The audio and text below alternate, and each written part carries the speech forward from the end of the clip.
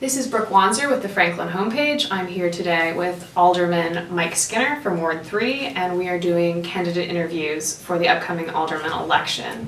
Hello Mike, can you tell us a little bit about yourself and why you want to continue to be Alderman? Yes, Brooke. My name is Michael Skinner. I live at 258 Sontag in Polk Place in the 3rd Ward of the City of Franklin. We've lived there for almost 14 years. I've been the Alderman representative for almost 10 years. My family, I have 2 older sons. One is married, lives in Nashville. My younger son lives in Nashville, in Memphis. He's still single. And my daughter, who lives with me, is 18, and she's just started Columbia State. She's a freshman there at the new Franklin campus. Yeah, I got a chance to be involved in politics here when I first moved, because I was retired from the Memphis Shelby County Health Department. And actually, they still had an excellent retirement system that you could retire at 25 years regardless of age. And my wife had an opportunity to come and work with Vanderbilt University Hospital. My daughter was about to start school, and it seemed like the right time to move from Memphis to here. And it's one of those moves that you come up here and you visit the region, you look at Nashville around Vanderbilt. Then we came here to Franklin. It was such a family-friendly, nice place. You know, you could tell people treated each other really well here. So in 3 weeks we had rented an apartment and started moving our things here. And then you wish, we wish you would have done this 10 years before, but we're here, we're glad we're here. And because of my retirement, it allowed me to have some extra time. So one of the first things I did was start watching the governmental channel for Franklin's meetings. And you got a little interested in the politics, and you could see what the issues were. And from there, I found out about the Franklin Government Citizens Academy. And that is an excellent way to get so much more detail about how Franklin operates and what the special things are that we do. And you take that course, and it makes you an advocate for Franklin. And I met some friends, and this was, 12 years ago. I met friends there that I'm still friends with today. So I would recommend, if people have any interest at all, that they take the time and connect and call Monique McCullough in City Hall and get on the list to be at that. So got a little involved. I was going to help a former alderman with their campaign because I liked what I heard when I saw them at the BOMA meetings. And they actually didn't run for re-election.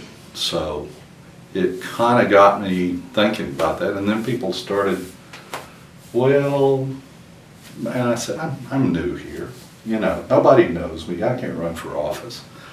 And then an issue came up in our neighborhood where we needed to have some people go to the Planning Commission and oppose a cell phone tower that was located very near our house. And I kind of organized the group that went there and spoke to Planning Commission. And I'll be darned if Planning Commission didn't turn the cell phone tower location down 8-0. So all my friends in the neighborhood says, "You're really good at this," you know. We never dreamed that this would work. And from that, some opportunities came up, and I was appointed to fill a alderman's position that was that person left before the end of their term, and was re-elected twice. And being retired was part of the secret, that I had the time to help get my daughter to and from school, see about her, and then devote the rest of my time to being an alderman. Because it takes a lot more time than just sitting there during the meetings. you're meeting with constituents, there are other side meetings that you have, and it really does have a demand on your time, other than just what you see on camera. Thank you. Okay, so I have a list of business-related questions that we're going to go through. So the Okay. first one is, what is the status on the proposal to replace City Hall, and is that a priority to you? I think the only thing we've is moved up the list is to look at a more detailed design. City Hall needs to be replaced. We definitely need, because we're spending more and more money on upkeep and repair and roof repair and those things. Eventually there'll be time for that, but I don't think it's appropriate right now. When people are demanding that something be done about traffic, and we are spending a lot of money on traffic. I think we've got $114 million in projects that are in the have been approved, and they're in the list and funded. It's just we haven't gotten to those yet. And I think the last estimate for City Hall was between $25,000 and $30,000. So 25 and 30,000. excuse me, $1 million. And thank you. And that's a road project or two. So staff has been very understanding. You know, they aren't in the best conditions, and yet we try to update little things to make it habitable down there. Okay. Paid parking spaces recently became a reality on some private property in downtown Franklin. Should the city get in on paid parking or metering? You know, we have a study that's underway and probably will be finished within this next year. And one of the concepts they've already shared with us is that there's an inverse proportion to convenience of parking versus free parking, because people always want to park close to where they're going, but they don't want to pay for it. So, and downtown we've had some misuse of our 4-hour, because there are many employees that I think are parking near the businesses downtown.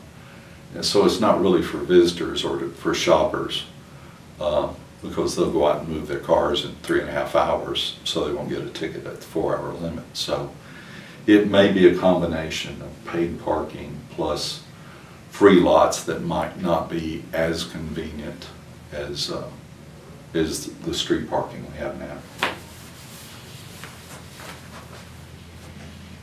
Williamson County and Middle Tennessee in general has been a hotbed of economic growth for a number of years. What is it that this area has naturally or policy-wise that other parts of the state don't? Well, one thing is that we were located next to a large metropolitan area, and that's part of the reason that this area developed in the first place. But now Franklin has taken on, we're getting major national businesses to relocate here and not in Nashville. And part of the reason is because we have an excellent education system here with Williamson County schools and the Franklin Special School District. So that's one thing that attracts these companies to come here. The other thing is we have a relatively low property tax rate, and that's attractive for them and the employees that are going to live near here. And the third thing is, it's this thing that you can't really define that well, but it's the quality of life and culture that we have here. And I think they recognize the way that people treat each other here. And it really is a friendly and polite place.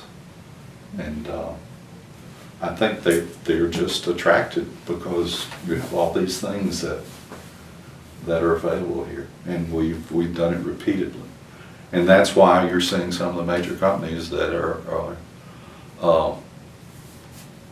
locating on the east side of I-65, and I expect that there will be more and more.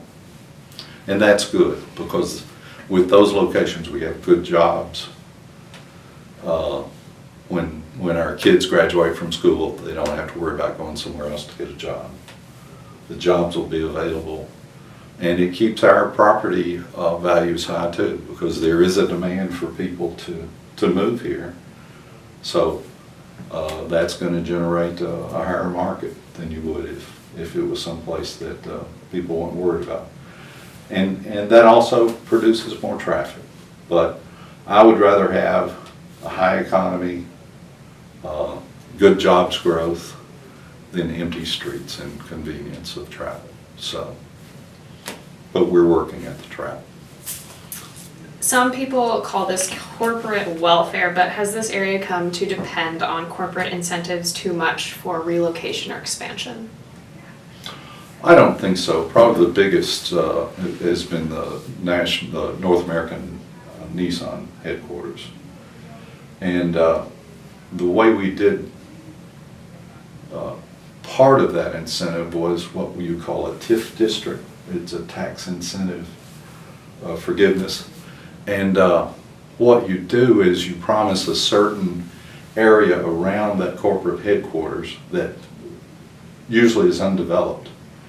And the increase in the property taxes in that over the years goes to help pay for whatever incentive that we gave to that company. So because the company is there, the area develops around it, the properties are more valuable and their property tax goes up. But you use that increase in the property tax to help pay for those incentives. So it makes sense.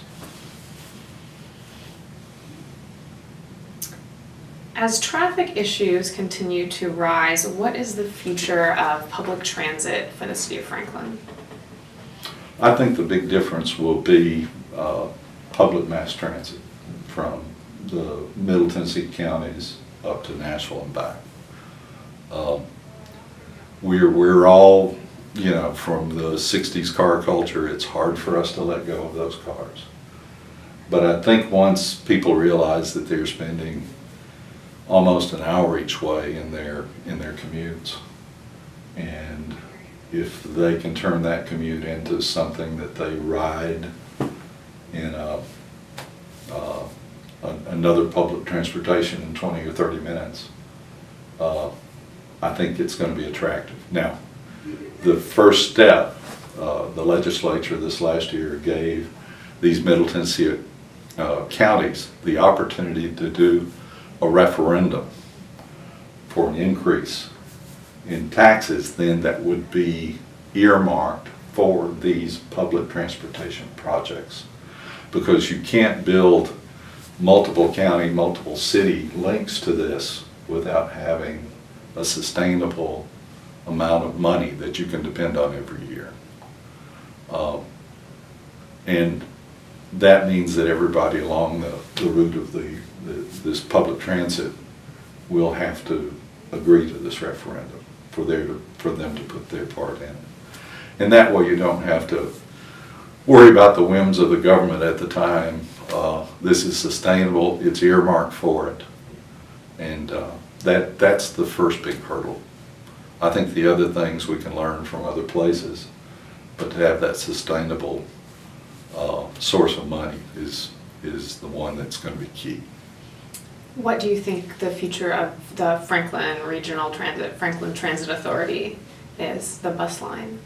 Oh, I think it's going to be vital in that it's going to, essentially you'll have to get to I-65 to use this regional transit. And either you're going to have large parking lots where you'll park and ride, or maybe you can get on an FTA route that will then deliver you to this regional transportation at I-65. So they're already making plans to, instead of putting a loop system in, that they're going to convert to a grid system. They're going to add more buses, but we need both of those. We need that to be available when we have regional transportation opportunities. So they are very important to fill that length of where you get off whatever the transportation is and you want to go home.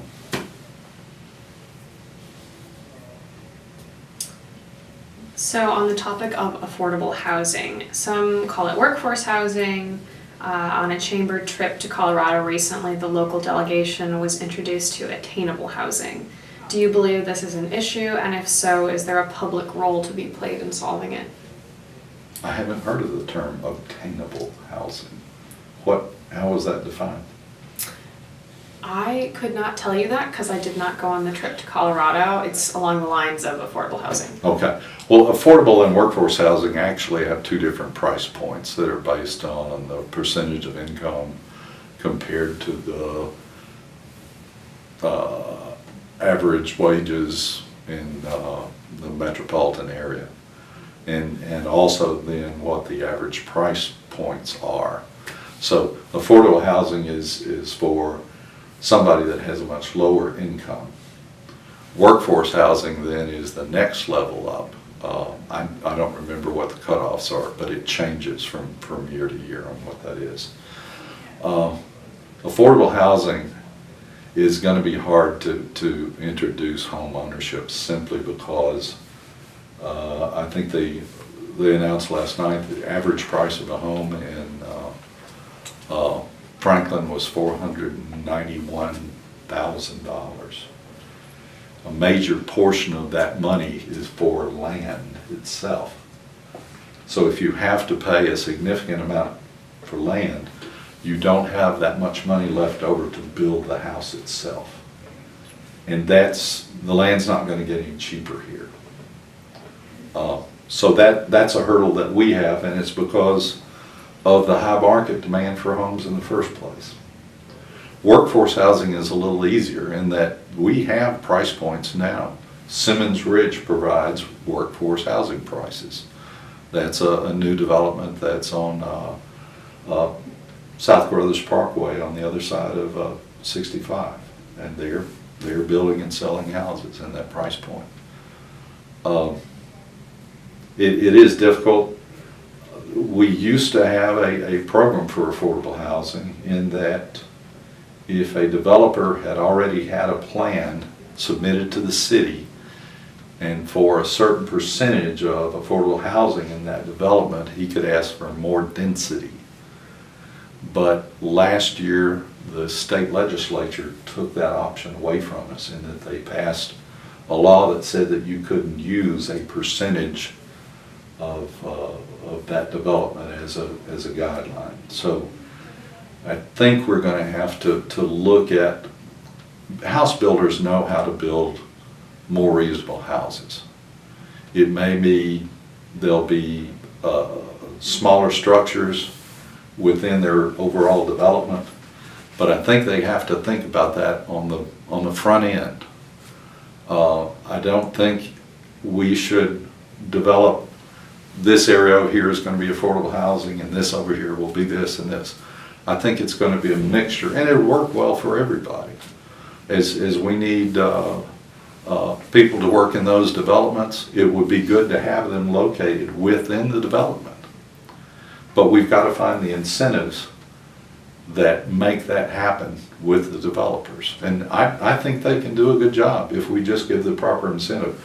But the state legislature says we cannot require that it be a percentage of the development. So that's the challenge now, is to voluntarily have developers come forward and work on this. So do you think affordable housing is an issue here, and is it something that the government needs to work to solve?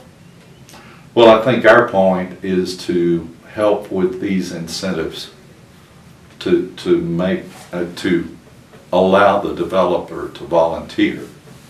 So in that way it would be because you can get into a whole, if the government gets involved and let's say someone wants a house that's $200,000 but they can only afford $100,000. Well, somehow you have to recoup the portion of the equity whenever they sell that house to turn back into affordable housing.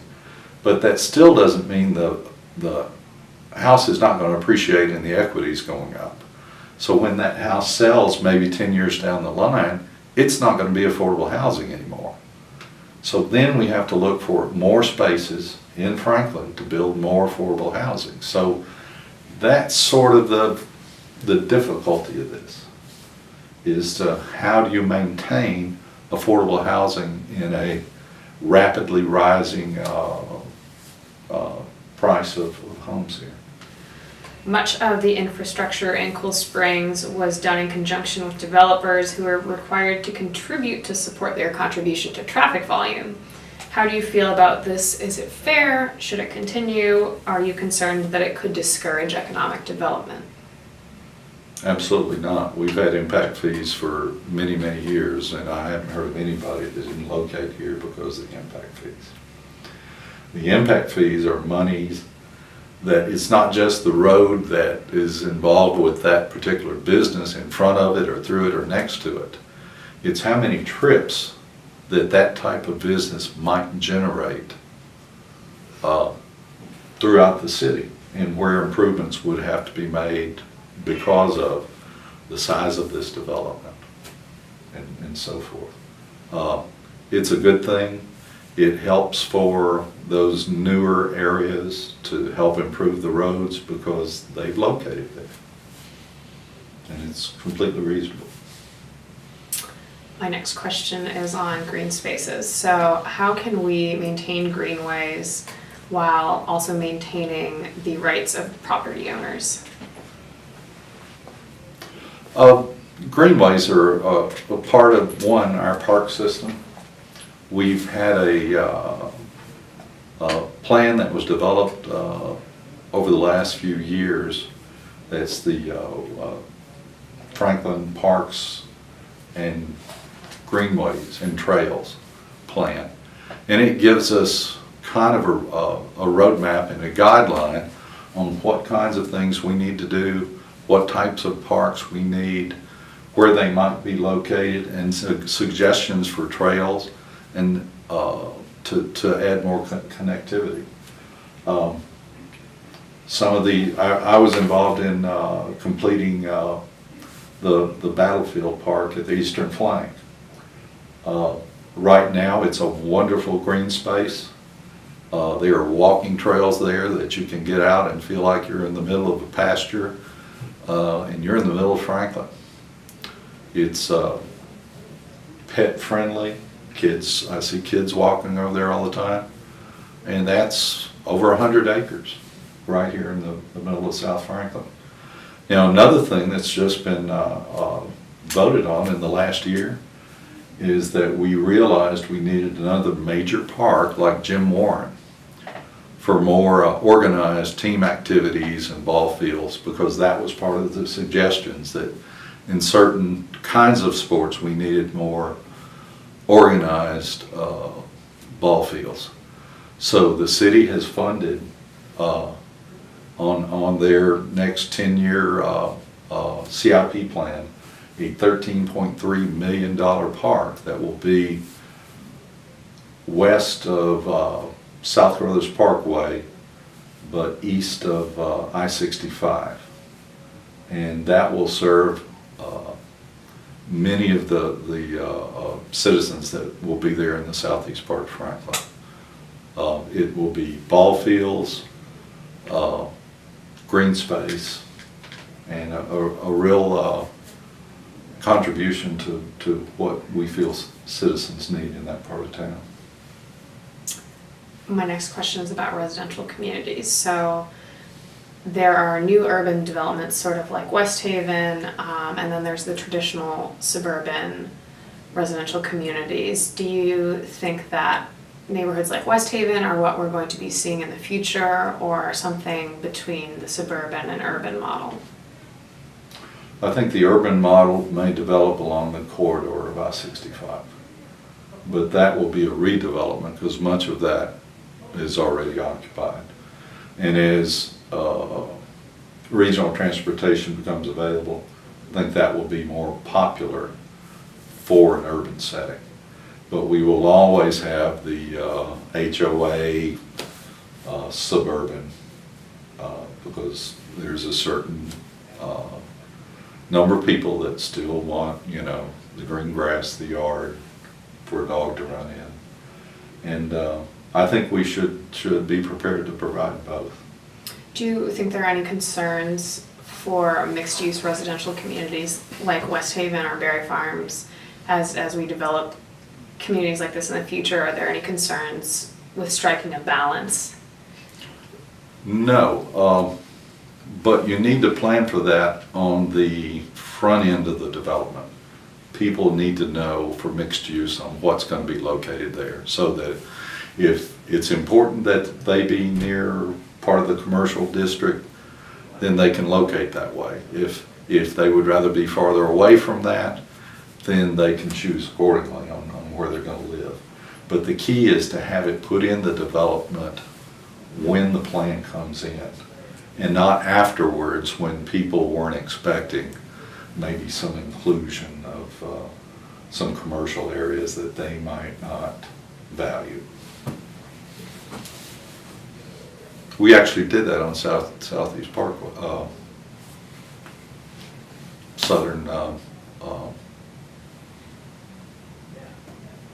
South Carruthers Parkway. We came back and we recognized that there wasn't a commercial node. We went back and changed the zoning for that to allow for some commercial zoning, but it's in there before houses were built around it. So people will know and recognize it, and I think it was a good idea. Because that way, if you want to go maybe pick up a gallon of milk, you don't have to go 2 miles away to go to Kroger. You can run down to this little mini grocery that's in the middle of the development. So it makes sense. So I have a sort of personal question. There were criminal charges, or a criminal charge was levied against you earlier this year, which was then dropped. Does this legal issue, will this affect your bid for re-election? That was an item that the court saw back in March, over 6 months ago. The charges were retired and dismissed. It has no bearing at all on how I function as an alderman with the city of Franklin. So no, I do not see that as an issue at all. Okay. And my final question is, if you are elected again as alderman, what would your priorities be in the business realm in terms of housing, in terms of economic development and creating jobs? I think we're doing an excellent job right now. We would probably keep the same path. Franklin is better financially than we've ever been.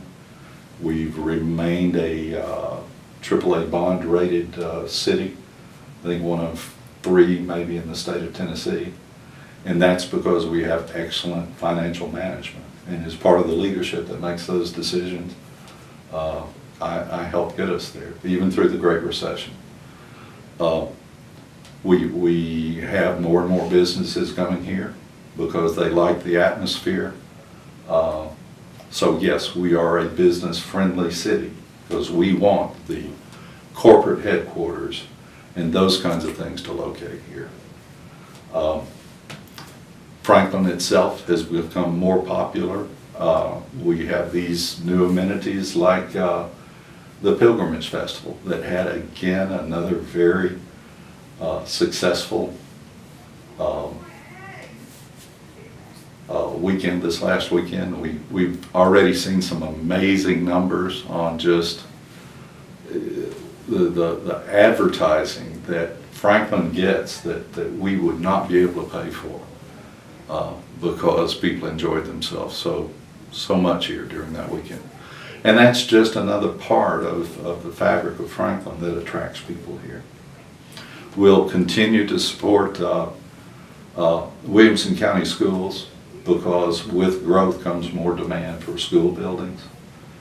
And the city has already passed a resolution unanimously that we would forego our portion of a sales tax increase if it passes a referendum for 3 years to help retire debt for building of Williamson County Schools.